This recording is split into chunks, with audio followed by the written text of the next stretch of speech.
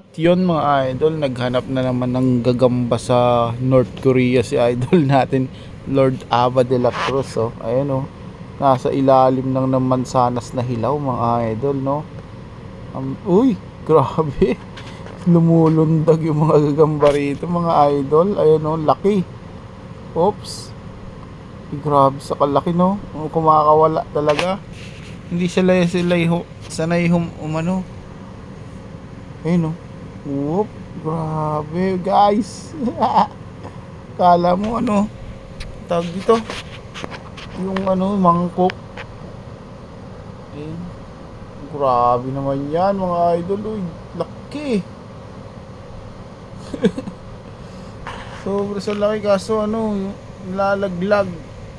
Ito pa isa oh, nahanap niya dito sa apple pa rin mga idol, sa anong dahon na to. Pasensya na kasi boses, kinuubo ako. Yan o. Whoop. Yan na mga lodi. Tingnan natin. Ang bilis naman. Napakalaki no, pero mabibilis. Yan, dinakot na lang oh. Oh, ayun, tulog. Ibuti to tulog mga, ay, gising din. Ayaw magpakita masyado mga idol. Grabe. Dito siya galing oh, yung sapot niya. Tapos dito siya natagpuan, meron dyan. Ayan. Tapos syempre mamaya yung apple, kukuha na siya dyan. Iuwi niya na. De, joke lang mga idol. Dami sapot dyan. At ito naman yung version natin ng mga ganun. Ayan oh, oh, di ba? May version din tayo. Kung may version yung Korea sa ganong gagamba mga idol, ayan yung atin. Diba? Malusog din pero makapit mga idol. Yung atin kasi malupit yan. Ba't nga malupit yung ano natin sa Pilipinas?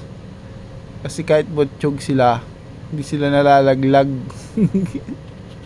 Ayan o, makapit siya idol. Ayan, oy, naglalakad bangaw pa nga.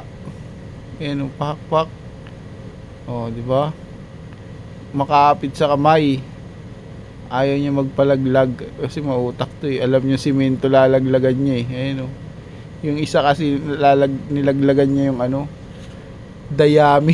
Dayami ba yun? Ang tawag dun? Oo, dayami nga. Talahib pala, talahib idol tawag doon.